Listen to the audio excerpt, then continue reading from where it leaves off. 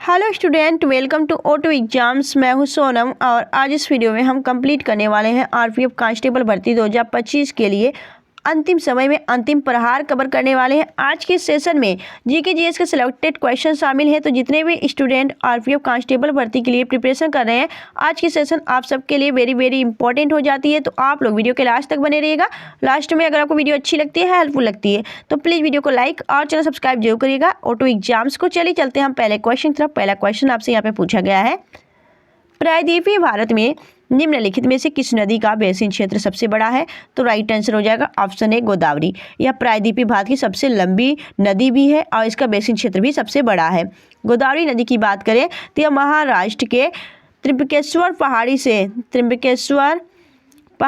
पहाड़ी से नासिक जिले से इसका उद्गम होता है। और याद रखना है, गोदावरी नदी पर कौन सी बनी परियोजना है? तो जायकवाड़ी परियोजना इसी गोदावरी नदी पे बनी हुई है। आपसे पूछा जाता है कि गोदावरी की सहायक नदियां कौन कौन सी हो जाती हैं? तो याद रखना है, प्राणहिता, इंद्रावती और मंजीरा। यह इसकी 3 नदियां सहायक नदियां हैं, यह इंपॉर्टेंट नदियां हैं, याद रखना है। नेक्स्ट देखेंगे अगले क्वेश्चन तरफ। अगला क्वेश्चन आपसे पूछा गया है, ब्रिटिश भारत में थियोसॉफिकल सोसाइटी का मुख्यालय कहाँ स्थित है? तो राइट आंसर हो जाएगा, यह मद्रास यानी चेन्नई के अंदर इसका हेडक्वार्टर्स स्थित है। आपसे पूछा जाए कि थियोसॉफिकल सोसाइटी क्यों बनाई गई थी? तो यह एकता को बढ़ावा देने के लिए भाईचारे के रूप में इसका गठन किया गया था। नेक्स्ट देखेंगे अगले क्वेश्चन तरफ। अगला क्वेश्चन आपसे पूछा गया है, पंडित जवाहरलाल नेहरू द्वारा डैश पर संविधान सभा के पहले सत्र में उद्देश्य प्रस्ताव को हस्तांतरित किया गया था। यानी आपसे पूछा गया है कि पीटी नेहरू द्वारा संविधान सभा में उद्देश्य प्रस्ताव कब पेश किया गया था? तो आपका राइट आंसर हो जाएगा ऑप्शन सी, 13 दिसंबर 1946 को यह उद्देश्य प्रस्ताव संविधान सभा में पेश किया गया था पीटी नेहरू द्वारा। लेकिन आपसे यह भी पूछा जाता है कि यह स्वीकार कब किया गया था संविधान सभा द्वारा? तो याद रखना है 22 जनवरी 1947 को यह संविधान सभा द्वारा उद्देश्य प्रस्ताव आपका स्वीकार कर लिया गया था। अब यही उद्देश्य प्रस्ताव को हम अन्य नाम से क्या जानते हैं? प्रस्तावना के रूप में भी जानते हैं। नेक्स्ट देखेंगे अगले क्वेश्चन तरफ। अगला क्वेश्चन आपसे यहाँ पे पूछा गया है, कुंडनकुलम ऊर्जा संयंत्र डैश में स्थित है? तो यह कुंडनकुलम जो परमाणु ऊर्जा संयंत्र है यह तमिलनाडु में स्थित है और यह तमिलनाडु के बंगाल की खाड़ी के तट पर स्थित है। याद रखना है कि यह भारत का सबसे बड़ा परमाणु ऊर्जा संयंत्र है। नेक्स्ट देखेंगे अगले क्वेश्चन तरफ। अगला क्वेश्चन आपसे पूछा गया है, पशुओं के प्रति क्रूरता की रोकथाम भारत के संविधान की 7वीं अनुसूची में दी गई है। डैश सूची में सूचीबद्ध है। तो पशुओं के प्रति जो क्रूरता के लिए रोकथाम बताया गया है वह 7वीं अनुसूची में है। यह समवर्ती सूची का विषय है। इस पे राज्य और केंद्र दोनों के विचार किए जाने वाली शक्ति शामिल है, यह आपने याद रखना है। नेक्स्ट देखेंगे अगले क्वेश्चन तरफ। अगला क्वेश्चन आपसे पूछा गया है, अगला क्वेश्चन आपसे यहाँ पे पूछा गया है कि 1912 में पटना में होने वाले भारतीय राष्ट्रीय कांग्रेस के अधिवेशन की अध्यक्ष कौन थे? तो याद रखना है R N. Mandulkar. Option A the right answer. इनका पूरा नाम हो जाता है आपका राव बहादुर रघुनाथ नरसिम्हा मंडुलकर, इनका पूरा नाम है। यह 1912 में बांकीपुर पटना में भारतीय राष्ट्रीय कांग्रेस के 27वें अधिवेशन की अध्यक्षता की थी, यह आपने याद रखना है। नेक्स्ट देखेंगे अगले क्वेश्चन तरफ। अगला क्वेश्चन आपसे पूछा गया है, ब्रिटिश संसद के सदस्य बनने वाले प्रथम भारतीय कौन थे? तो ब्रिटिश संसद के सदस्य बनने वाले जो प्रथम भारतीय थे वह थे Dadabhai Naoroji. Option D the right answer. इन्हें हम the grand old man of India के रूप में भी जानते हैं। याद रखना है, इनकी पुस्तक आपसे पूछी जाती है, जिन्होंने गरीबता की पुस्तक है poverty and un British rule in India, यह पुस्तक दादा भाई नौरोजी की है। नेक्स्ट देखेंगे अगले क्वेश्चन तरफ। अगला क्वेश्चन आपसे पूछा गया, निम्न में से कौन सा विलयन नीले लिटमस कागज को लाल रंग में बदल देता है? तो अम्लीय विलयन नीले लिटमस पेपर को लाल रंग प्रदान करता है। नेक्स्ट देखेंगे अगले क्वेश्चन तरफ। अगला आपसे पूछा गया है कि भारत का पहला खेल विश्वविद्यालय कहाँ स्थापित किया जाएगा नहीं कि यह हो चुका है। तो भारत का जो पहला खेल विश्वविद्यालय है यह मणिपुर के इम्फाल में 2018 में स्थापित किया गया है। यह भारत का पहला खेल विश्वविद्यालय है, यह आपने याद रखना है। आपसे पूछा जाए कि मणिपुर की राजधानी की बात करें तो इम्फाल हो जाती है। मणिपुर में अभी हाल ही में नए गवर्नर नियुक्त किए गए हैं, तो यहाँ के हम सीएम गवर्नर के रूप में जान लेते हैं। तो सीएम यहाँ पे हो जाते हैं एन बीरेन सिंह, लेकिन अभी हाल ही में नए गवर्नर नियुक्त किए गए हैं, उनका क्या नाम हो जाता है? तो अजय कुमार भल्ला मणिपुर के नए राज्यपाल हैं। नेक्स्ट देखेंगे अगले क्वेश्चन तरफ। अगला क्वेश्चन आपसे पूछा गया है, किस मुगल शासक की धार्मिक नीति का मूल उद्देश्य सार्वभौमिक सहिष्णुता था? तो याद रखना है, यह आपके अकबर का जो धार्मिक नीति था, यह इसका मूल उद्देश्य था सार्वभौमिक सहिष्णुता। अकबर की बात करें तो सहिष्णुता का सही अर्थ क्या है? यानी सार्वभौमिक शांति के विचार रखने वाला जो मुगल सम्राट था वह था अकबर।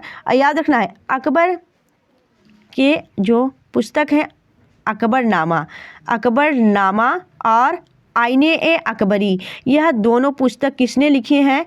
तो यह दोनों पुस्तक के रचयिता हो जाते हैं आपके अबुल फजल। यह अबुल फजल कौन थे? अबुल फजल जो कि अकबर के अंगरक्षक थे, ठीक है, वो इनके वजीर थे अकबर के, और इनके द्वारा ही यह अकबरनामा और आईने अकबरी यह दोनों लिखा गया है, यह आपने याद रखना है। नेक्स्ट देखेंगे अगले क्वेश्चन तरफ। अगला क्वेश्चन आपसे पूछा गया है कि किस पंचवर्षीय योजना को महालनोबिस योजना के नाम से भी जाना जाता है? तो राइट आंसर हो जाएगा आपका द्वितीय पंचवर्षीय योजना, जो कि आपके 1956 से लेके आपका 1961 तक रहा। यह द्वितीय पंचवर्षीय योजना को महालनोबिस योजना के नाम से भी जाना जाता है। यह एक संख्याविद विद्वान थे।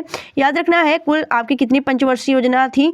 तो आपकी कुल 12 पंचवर्षीय योजना रही, और लास्ट वाली कौन सी पंचवर्षीय रही योजना? तो 2012 से लेके 2017 तक यह आपकी लास्ट पंचवर्षीय योजना रही। कुल आपकी 12 पंचवर्षीय योजना चलाए गए थे, यह आपको याद रखने हैं, ठीक है। और इस पंचवर्षीय योजना के जो पहले अध्यक्ष थे वह कौन थे? तो पीटी नेहरू थे, ठीक है, पीटी नेहरू यानी पंडित जवाहरलाल नेहरू। नेक्स्ट देखेंगे अगले क्वेश्चन तरफ। अगला क्वेश्चन आपसे पूछा जाए, निम्नलिखित में से कौन सी नदी हमारे पड़ोसी देश नेपाल से निकलती है? तो राइट आंसर हो जाएगा राप्ती। जो राप्ती नदी है यह आपकी कहाँ से निकलती है? तो यह नेपाल से निकलती है। और इसकी सहायक नदियाँ कौन कौन सी हैं? कोसी, गंडक, नारायणी, काली, ये इसकी सहायक नदियाँ हो जाती हैं राप्ती की बात करें तो राप्ती नदी के किनारे बसा हुआ शहर भारत में कौन सा है? तो गोरखपुर। जो गोरखपुर है यह आपके राप्ती नदी के किनारे बसा हुआ है। नेक्स्ट देखेंगे अगले क्वेश्चन तरफ। अगला क्वेश्चन आपसे पूछा गया है, भारतीय संविधान का निम्नलिखित में से कौन सा अनुच्छेद विधिक समानता यानी कानून के सामने समानता से संबंधित है? यानी विधि के समक्ष समता का अधिकार जो है वह किस आर्टिकल के अंतर्गत है? तो यह अनुच्छेद 14 में दिया गया है। आपका D option is the right answer. अगर आपसे पूछा जाए आर्टिकल 21 में क्या है, तो अनुच्छेद 21 में जीवन और व्यक्तिगत स्वतंत्रता का अधिकार का प्रावधान किया गया है।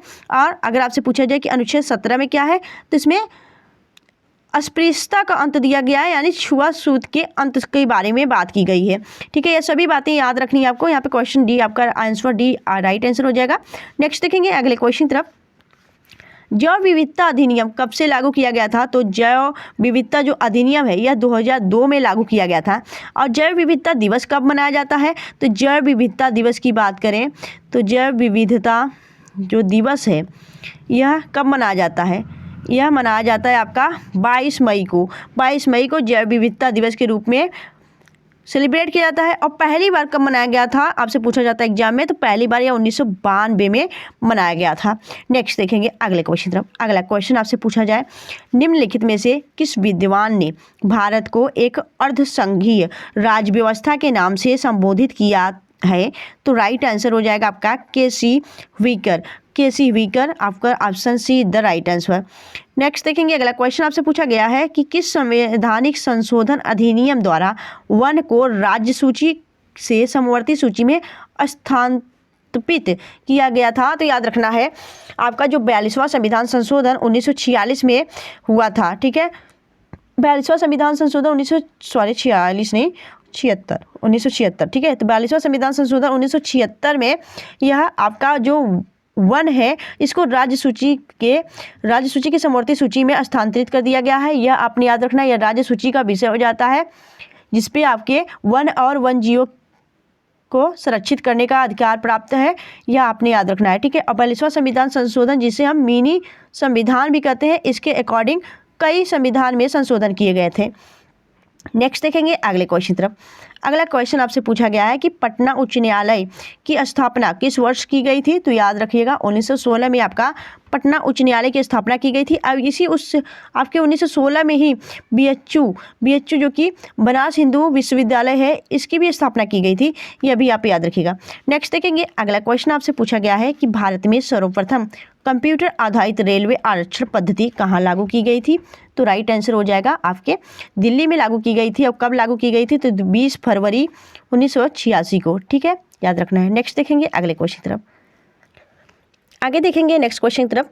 अगला क्वेश्चन आपसे पूछा गया है प्रधानमंत्री के पद धारण करने के लिए न्यूनतम आयु सीमा है। तो प्रधानमंत्री बनने के लिए न्यूनतम आयु सीमा कितनी होनी चाहिए? 25 वर्ष होनी चाहिए। Option be the right answer.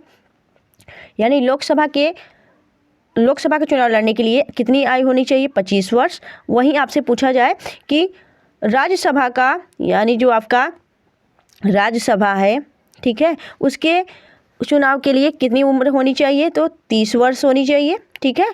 और आपके राष्ट्रपति या फिर प्रेसिडेंट, ठीक है, प्रेसिडेंट राष्ट्रपति जो होंगे और उपराष्ट्रपति, इन दोनों के चुनाव के लिए आपके 35 वर्ष आयु होनी चाहिए। यह आपसे एग्जाम में पूछा जाता है, इंपॉर्टेंट है, याद रखना है आप सभी को। नेक्स्ट देखेंगे अगले क्वेश्चन तक। दोस्तों अगर आपको वीडियो अच्छी लग रही, हेल्पफुल लग रही, प्लीज़ वीडियो को लाइक और चैनल सब्सक्राइब जरूर करिएगा। नेक्स्ट क्वेश्चन देखेंगे। अगला क्वेश्चन आपसे पूछा गया कि फोटोग्राफी की फिल्म बनाने के लिए सिल्वर के कौन से लवण का प्रयोग किया जाता है? तो फोटोग्राफी की फिल्म बनाने के लिए किसकी इस्तेमाल की जाती है, कौन से लवण की? तो याद रखना है आपको silver bromide. Option A the right answer. ऐसे ही क्वेश्चन आपसे एक और पूछा जाता है कि जो पटाखे होते हैं, पटाखे जो जलाए जाते हैं, उसमें हरा रंग कौन सा लवक प्रदान करता है? तो याद रखना है आपको बेरियम क्लोराइड। कौन सी? बेरियम क्लोराइड पटाखों में क्लोराइड जो है आपके पटाखों में हरा रंग प्रदान करता है। और आपसे एक क्वेश्चन आप पूछा जाता है, जो आपका मतदान करते हैं आप, मतदान उस समय जो इंक लगाया जाता है आपके नेल्स पे, उसमें कौन सा होता है उसमें लवक? तो याद रखना है आपको सिल्वर नाइट्रेट। उसमें जो मतदान के इंक में सिल्वर नाइट्रेट होता है। और पटाखों के हरे रंग जो प्रदान करते हैं वो बेरियम क्लोराइड करते हैं। और फोटोग्राफी की फिल्म बनाने के लिए सिल्वर ब्रोमाइड का इस्तेमाल किया जाता है। यह सारे क्वेश्चन इंपॉर्टेंट है, इन्हें आप कहीं ना कहीं नोट डाउन कर लीजिएगा, जिससे कि आपका सारे जो यहाँ पे डाउट्स हैं वह क्लियर हो जाए। नेक्स्ट देखेंगे अगले क्वेश्चन तरफ। अगला क्वेश्चन आपका यहाँ पे दिया गया है, निम्नलिखित में से किस खाद्य पदार्थ में एक ही मात्रा में अधिकतम कैलोरी मान विद्यमान है? तो याद रखिएगा आपके मक्खन में सबसे ज़्यादा कैलोरी मान विद्यमान होते हैं। तो option A the right answer. Next देखेंगे हम अगले क्वेश्चन तरफ। अगला क्वेश्चन आपसे यहाँ पे पूछा गया है, निम्नलिखित में से उस शासक का नाम क्या है जिसने विजय स्तंभ का निर्माण करवाया था? तो विजय स्तंभ कहाँ पे है आपका? याद रखना है यह आपके राजस्थान में बनाया गया है। और इसे बनाने वाले कौन थे? Rana Kumbha. Option be the right answer. Next देखेंगे अगले क्वेश्चन तरफ। अगला क्वेश्चन आपका है कि पांड्या साम्राज्य की राजधानी कहाँ थी? तो पांड्या साम्राज्य जो था यह एक तमिल साम्राज्य था और यह आपके 14वीं शताब्दी में बना था। तो यह पांड्या साम्राज्य की जो राजधानी थी वह मदुरई थी। Option D the right answer. Next देखेंगे अगले क्वेश्चन तरफ। अगला क्वेश्चन आपसे पूछा गया है, निम्नलिखित में से मध्य प्रदेश का कौन सा शहर शिप्रा नदी के तट पर बसा हुआ है? तो राइट आंसर हो जाएगा उज्जैन जो शहर है मध्य प्रदेश का वह शिप्रा नदी के किनारे स्थित है। नेक्स्ट देखेंगे अगले क्वेश्चन तरफ। अगला क्वेश्चन आपसे पूछा गया है, विश्व की किस नदी में पानी हमेशा गर्म रहता है? तो विश्व की कौन सी ऐसी नदी है जहाँ पे पानी हमेशा गर्म रहता है? तो राइट आंसर हो जाएगा अमेजन नदी। Option be the right answer. यह दक्षिण अमेरिका महाद्वीप में स्थित है। कहाँ पे? दक्षिण अमेरिका महाद्वीप में स्थित है यह आपका अमेजन नदी। नेक्स्ट देखेंगे अगले क्वेश्चन तरफ। अगला क्वेश्चन आपका है, भारत में योजना आयोग का गठन कब किया गया था? तो योजना आयोग का गठन किया गया था आपका 15 मार्च 1950 को यह योजना आयोग गठित किया गया था। और योजना आयोग के जो प्रथम अध्यक्ष थे वह कौन थे? तो प्रथम अध्यक्ष की बात करें तो थे पीटी नेहरू। कौन? पीटी नेहरू योजना आयोग के पहले अध्यक्ष थे। नेक्स्ट देखेंगे अगले क्वेश्चन तरफ। अगला क्वेश्चन आपको यहाँ पे दिया गया है, भारत में प्लाज्मा अनुसंधान संस्थान कहाँ अवस्थित है? तो राइट आंसर हो जाएगा प्लाज्मा अनुसंधान संस्थान गांधीनगर गुजरात में स्थित है। नेक्स्ट देखेंगे अगला क्वेश्चन आपसे पूछा गया है, इसरो की स्थापना कब हुई थी? तो इसरो की स्थापना हुई थी वर्ष 1969 में। ऑप्शन यहाँ पे बी द राइट आंसर। और इसरो का पूरा नाम क्या है? इंडियन स्पेस रिसर्च ऑर्गेनाइजेशन, भारतीय अनुसंधान केंद्र। इसके संस्थापक कौन है? तो इसरो के जो संस्थापक थे वह थे आपके विक्रम साराभाई। कौन? विक्रम साराभाई इसरो के संस्थापक है। नेक्स्ट देखेंगे अगले क्वेश्चन पर। अगला क्वेश्चन आपका है, निम्न में से कौन से देश में मिश्रित अर्थव्यवस्था है? तो आपके भारत देश की जो अर्थव्यवस्था है, इकोनॉमी, वह एक मिश्रित अर्थव्यवस्था है। नेक्स्ट देखेंगे अगले क्वेश्चन तरफ। अगला क्वेश्चन आपका है, निम्न में से कौन पहियों द्वारा तय की गई दूरी को माप करता है? तो पहिया जो आपकी पहिया होती है उसके द्वारा जो चली गई दूरी मापता है, वह कौन करता है? तो राइट आंसर हो जाएगा odometer. Option be the right answer. अगर आपसे पूछा जाए कि अमीटर क्या मापता है, तो यह विद्युत परिपथ में बहने वाली विद्युत धारा को मापता है अमीटर। ठीक है, तो यह सारे क्वेश्चन आपको याद होने चाहिए। तो यह आज की सेशन आपको कैसा लगा? सारे इंपॉर्टेंट क्वेश्चन है आपके एग्जाम पॉइंट ऑफ व्यू से। तो जितने भी स्टूडेंट आरपीएफ कांस्टेबल के लिए प्रिपरेशन कर रहे हैं, आप सभी को यह सेशन कैसा लगा आप हमें कमेंट करके जरूर बताइएगा। अगर आपको वीडियो अच्छी लगी हो, हेल्पफुल लगी हो, तो प्लीज़ वीडियो को लाइक करिएगा और चैनल ऑटो एग्जाम्स को जरूर सब्सक्राइब करिएगा। मिलेंगे आपसे नेक्स्ट वीडियो में ऐसी ही बेस्ट कंटेंट के साथ। तब तक के लिए bye bye and thanks for watching. Keep smiling.